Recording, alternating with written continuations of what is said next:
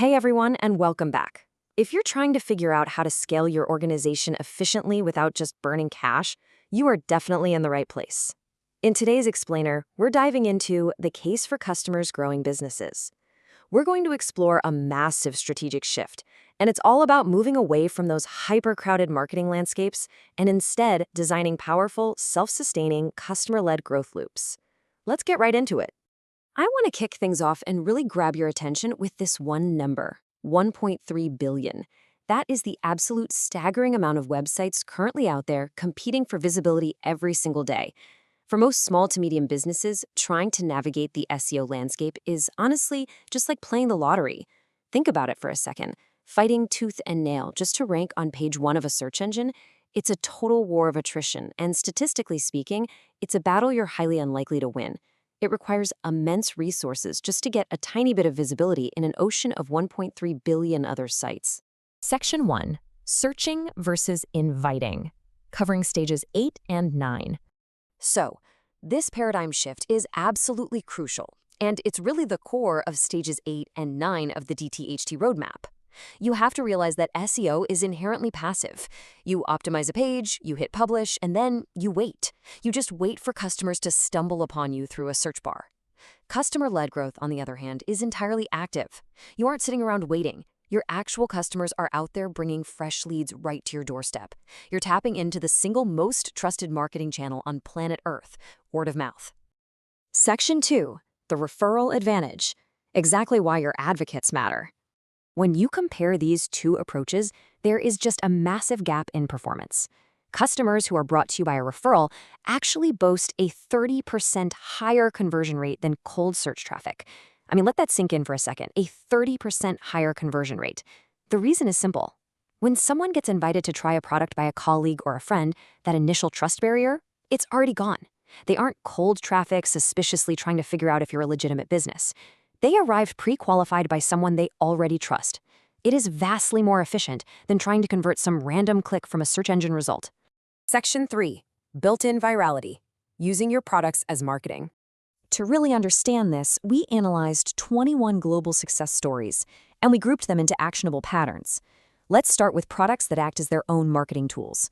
There's a very clear pattern here. They take everyday utilities and turn basic usage into an invitation. Think about communication tools like Hotmail and Loom. They embedded these clever viral loops right into their emails and video shares. Or creative platforms like Canva, Grammarly, Trello, and Notion. They turn shared workspaces and documents into natural advertisements for their software. Even something as simple as scheduling a meeting with Calendly naturally invites the recipient to set up their own free account. In every single one of these cases, the product itself is the marketing. Now, let's do a quick deep dive into one specific massive standout, Zoom. This definition right here captures their genius perfectly. Zoom represents the ultimate peak of product-led growth.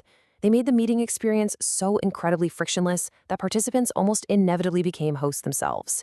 By simply making the product wildly easy to use, Zoom was able to completely bypass traditional clunky sales structures. Their users literally became their sales team every single time they invited someone new to a meeting. Section 4. Community and collaboration. Designing shared spaces. These next success stories really highlight the sheer power of human connection across all kinds of different industries. In the workplace, platforms like Slack and Discord grew massively through internal team word-of-mouth adoption, not some top-down corporate sales push. Over in consumer spaces, brands like Lululemon and Glossier didn't just sell products, they utilized local ambassadors and community reviews to literally direct their product development and build an actual army of advocates. Meanwhile, platforms like Airbnb, Pinterest, and Clubhouse brilliantly leveraged exclusivity and shared networks to turn their platforms into viral magnets. Section 5. Building your engine. Designing your own growth engines. So, let's break down the structural mechanics of these incredible platforms. Some of them rely on fundamental network needs, like WhatsApp satisfying that core need for free connectivity, or Shopify using affiliate partners who actually build stores for other people. Others use really clever hooks, like HubSpot offering awesome free marketing tools as a magnet to draw people into their CRM, or Robinhood utilizing gamified waitlist mechanics to drive early signups. Even personal apps, like Bumble and Venmo, designed unique, inherently shareable features.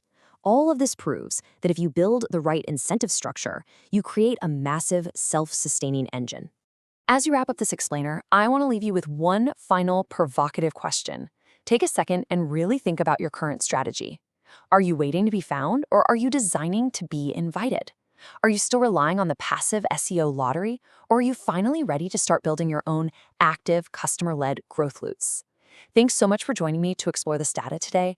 Keep learning, keep structuring those growth engines, and we'll catch you in the next explainer.